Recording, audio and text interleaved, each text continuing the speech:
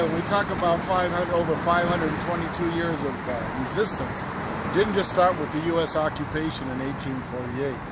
Remember, the Spanish came through here post 1492, but didn't really step off and stay. They just came through, skirted through, and onto the Philippines. It was only because the Spanish never took claim of California. They were still settling inside New Mexico, Texas, and Central Park. The Russians took advantage of the fact the Spanish were gone, so they started coming down from the top, worked their way from Alaska all the way to Baja California, and were making a lot of profits off the pelts, the otters and all that. That's why we have very small, hardly any otter populations in Southern California, any. I didn't. But they were bragging in the European courts about being on Spanish land, and the Spanish weren't doing anything about it, which angered the crown, which again sent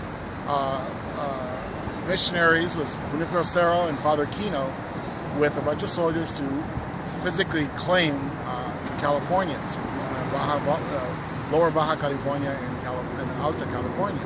So one group got off in La Paz and walked up to San Diego, and the other one came by boat to San Diego.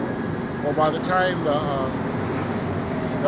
one group didn't do too well health-wise, so the arriving ship found that they had problems here. So we had the Russians and the Spanish. Then, of course, we have the War of Independence of Mexico of 1811. Okay, and so in 1821, Mexico becomes independent. That was a Criollo revolt. If you talk about Criollos, are Spaniards born in New Spain, which had less legal rights, political rights than Spaniards born in Spain. They were born here. So if you had a kid, one of your children was born in Old Spain, and they were the youngest, they still had more rights over property, etc., than their siblings that were older. So there was a Criollo revolt. And so when Mexico became independent in 1821, well, the flag here changes again to Mexico, from Spain to Mexico.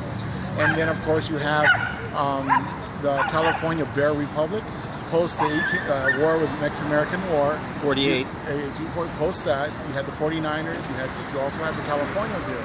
What happened was, if you see a white flag on the California flag, that's the Texas flag. That's the Texas Star. That's why it's on the California flag, because they started the revolt to take this for themselves. So this was declared the California Bear Republic. So that's the other flag. Eventually, when the United States annexed California, then the United States flag. So you had about 5 flags flying over this area: Spanish, Russian, Spanish, Mexican, the California Bear Republic, and then now the U.S. And they're still represented today. And it's still there. So it's not about 1848 and stolen property or stolen land, because if they sold it, where is it? No, it's still here. We're descendants of the original peoples, irregardless of where they came from. We are from the blood from here. And our resistance starts as soon as they came off that boat in 1492.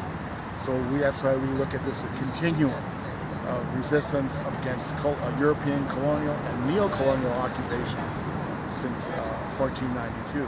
So August 29th being the high point of the Chicano Rebellion in 1970 in Los Angeles. It was an anti-war demonstration that the police rioted, and it happened. Could we walk over and show? I know. Thank you, Carlos. But maybe get just a little brief understanding. These are the 3 individuals that were killed on August 29th. They were murdered by the police. So we call them our. And this is in 1970 in Los Angeles. 29th. Word has it that Richard Nixon was toying with the idea of using nuclear weapons in Southeast Asia. And when he saw this insurrection, this rebellion of most of his foot soldiers, which are Mexican Americans, he backed off on the notion of using nuclear weapons in Southeast Asia. Because you can't have ground troops, which is your cannon fodder, being people of color, rebelling. And so you don't want, you can't trust that. So it was a very interesting. They say it's in his what do you call it, his memoirs? Yes, memoirs. I've been too lazy to look it up, but that's what I've heard. Which one? The first one is the LA. Ruben Salazar. He was the LA reporter. He was a reporter for Channel 34, KMEX, the first Mexican language station, which is now Univision, I think it is. But anyway, he was a LA Times reporter. And Lynn Ward and Angel Diaz were Brown Berets, and they were activists And then one of them started in 1971. Another, what was it, Gustavo Montan, and he was killed at the January 31st massacre. Wait, could you briefly, and this is the final question, explain that there was a march rebellion organized again following up the August 29th march. Remember, the August 29th moratorium was a culmination of multi-moratoriums throughout the Southwest that were held, including here in San Diego in July of 1970. So all these were building for this big action in Los Angeles. Well, this was post the moratorium, and in this one, there were some provocateurs in the crowd that when they were going west on Whittier Boulevard, East Los Angeles, they directed them to make a left on Arizona Street with our waiting firing squad, a lineup of LA County sheriffs, which opened up on the. They were the marchers. sheriffs, and they were people pointing out who to shoot. So they were. It was a deliberate. It was a murder scene. So when we see things that are happening now in Missouri, that's in that state. That's nothing new to us. It's happened It's a before. continuum. It's a continuum. We can look at how many deaths at the hands of law enforcement. This is their legitimate. This is a way of legitimatizing lynching. You don't have to hang them from a tree. You just shoot them and leave them on the ground.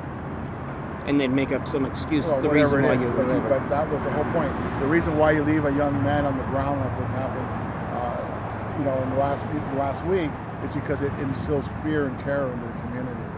That's why they're left on the ground. Carlos, no thank other you for reason explaining that you hit the heart of the matter. Thank you so much.